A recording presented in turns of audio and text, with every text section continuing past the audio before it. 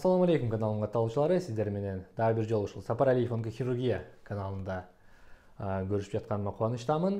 Жана сиздер үчүн бүгүн мен жатын рагы жөнүндө айтып берейин деп жатам.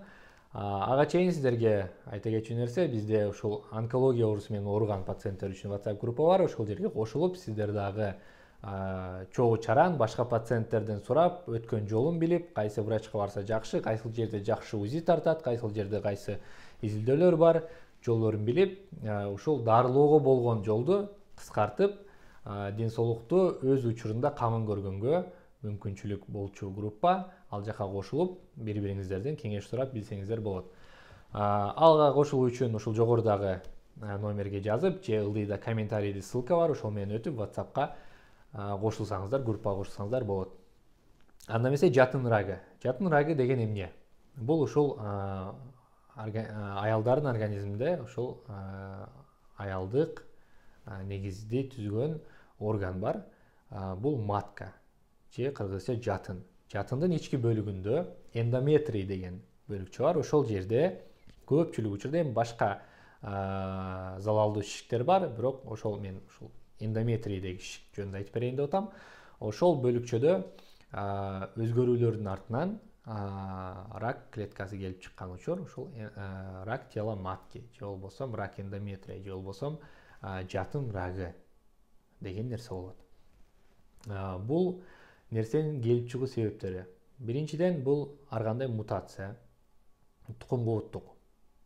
Тукум кубуттук дегени бул мутация P53, мутация POL, мутация тиги бул деген нерселер көп. Андан кийин бул ожирение. Салмагы көп аялдарда көп пайда болот. Рак тела матки көп пайда болот. Андан кийин бул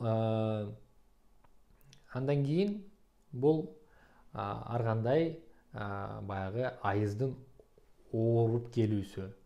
Айыз учурунда көп кан келген пациенттер кийин барып рак оорусуна чалдыгуу пайызы бийик. Себеп дегенде аларда гиперплазия эндометрия деген оору бар болушу мүмкүн.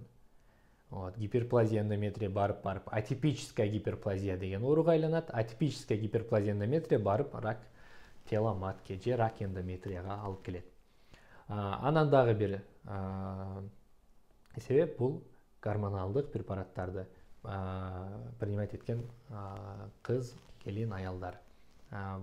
Бул срок 5 жылдан 10 жылга чейин колдонгон пациенттерде деп жазылган. Пероральный контрацептивы деген бар. Анын основасында ушул эстроген же прогестерон колдонулган болсо, аны көп колдонгон пациенттерде ушул жатын рагы келип чыгуусу мүмкүн. Дагы бир себеп бул ушул рак молочной железы деген оору бар. Ошол ооруда гормонозависимый болгон учурда тамоксифен деген гормон берилет. Эгерде ошол гормонду көп жылдар бою ичип жүргөн пациенттерде, кээ бир пациенттерде ошол гормонду ичип жүргөн учурда гиперплазия эндометрия болуп, ошол эндометрия өзгөрүүгө дуушар болуп, барып ошол ракка алып келген учурлар кездешкен. Андан кийин бул рак прямой кишки, рак мочевого пузыря, рак шейки матки деген ооруларда луч берилет. Ошол луч барып жатынга тийип, ошонун артынан дагы өзүнчө дагы рак пайда болгон учурлар бар. Мына ушундай. Айта берсе башка майда чүйдө себептери көп, негизги себептер ушулар. Биз бул оору бизде пайда болгонун кантип билебиз? Негизинен бул айыз келип жүргөн пациенттерде, мисалы үчүн ошол 50-55 жашка чейинки аялдарда менструациянын, айыздын бузулушу. Айыз бузулуп, кан көп келип калат, же аябай ооруп келип калат, же болбосо ошол эки айыздын ортосунда күтүүсүздөн айыз келип, кан келип калышы мүмкүн. Оорутуп келиши мүмкүн. Андан кийин бул ошол 55 жаштан жогорку аялдарда ошол айыз токтоп калса деле, бирок дагы эле келе берет да. Дагы эле кан келип, күтүүсүздөн кан келип калышы мүмкүн. Мына ошол учурларда, кан келип токтой кыйнаган учурларда, кээ бирөөндө аз келиши мүмкүн, кээ бирөөндө көп, прям кровотечение дегендей кан келиши мүмкүн. Мына ошол учурда биз узиге түшүп изилдөөгө түшөбүз.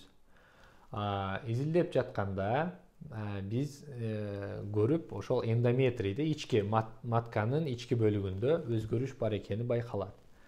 Анан эмне кылышыбыз керек? Кан келип аткан учурда биз сиздер гинекологко барасыздар. Ал учурда гистероскопия, раздельное диагностическое выскабливание деген малоинвазивный операция бар. Аны сиздерге жумшак тил менен түшүндүрсөм кандай? Ал мындайча айтканда чистка деген нерсе бар. Ошол матканын ичин чистка деп коет. Көпчүлүк учурда баягы туура эмес боюнда болуп калган учурларда ошол чистка кылышат ден соолукту сакташ үчүн.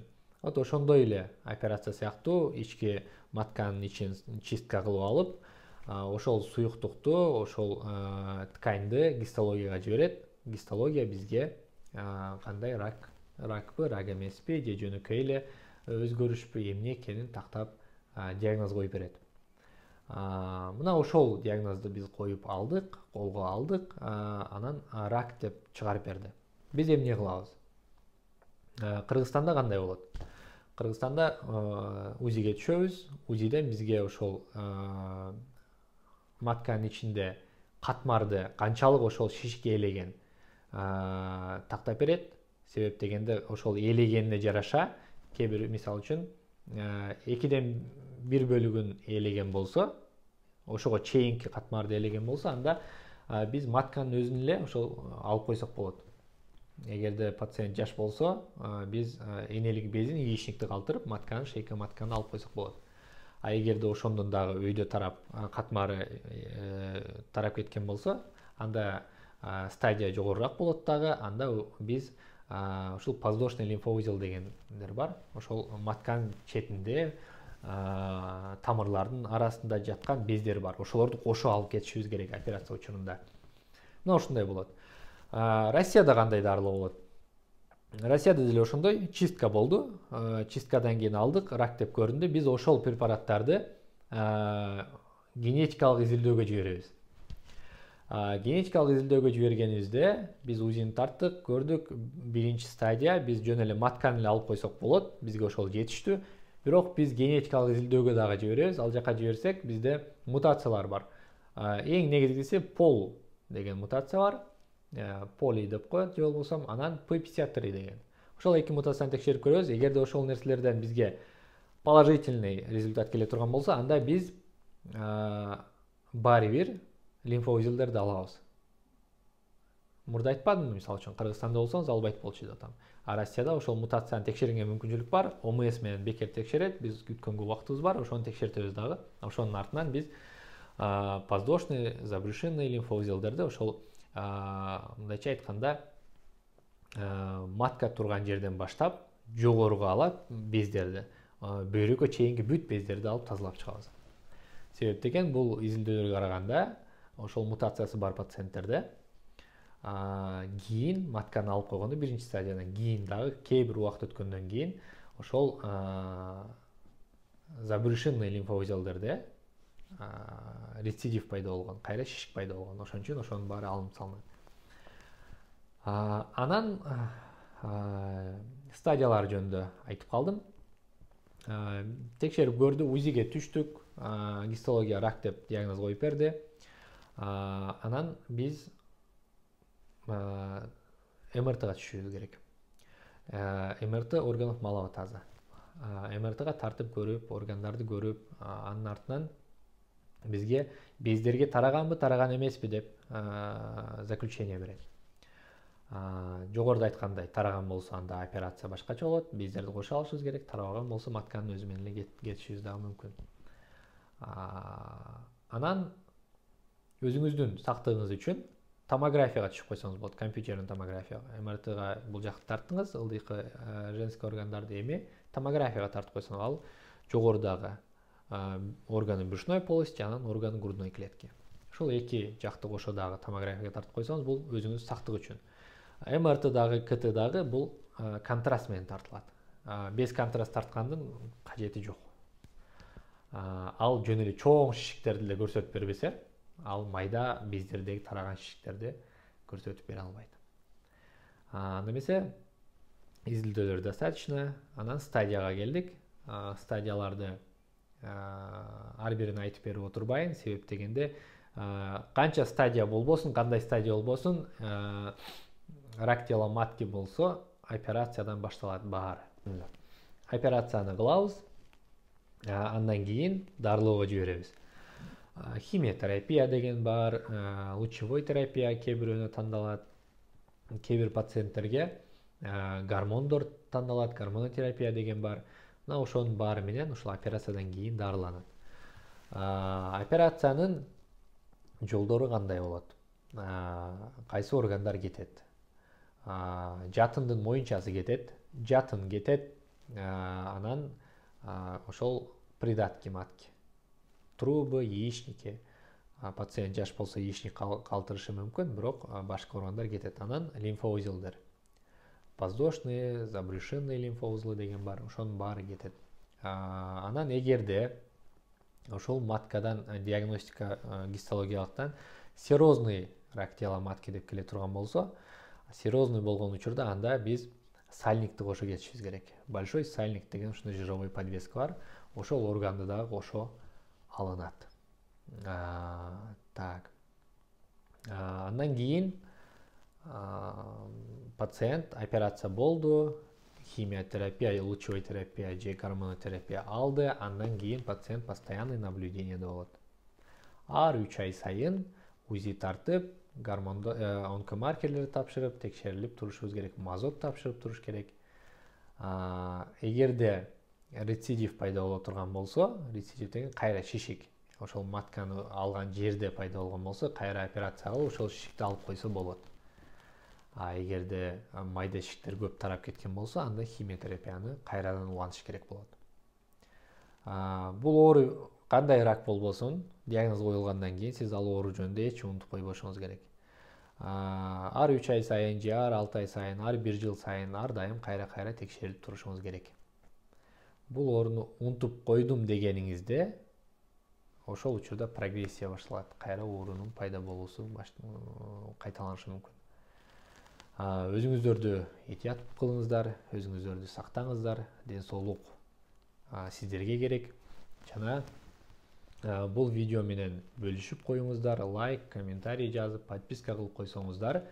Бул башка ушул оору менен ооругандарга, ушул ооруга кеңеш кажет болгон бейтаптарга чоң жардам болот. Себеп дегенде буга чейинки сиздердин колдогонуңуздар, жакшы комментарийлериңиздер, подпискалар, кеминде ушул калп айтпайын бир 300дөн ашык бейтапка жардам болду окшойт дейм. Себеп дегенде мага WhatsApp'тан жазган кишилер көп. Кээ бирөөнө жардам берип жооп бергенге жетишип атам, кээ бирөөнө жетишпей атам. Себеп дегенде мен бул жерде негизги өзүмдүн жумушум дагы бар, основная работа.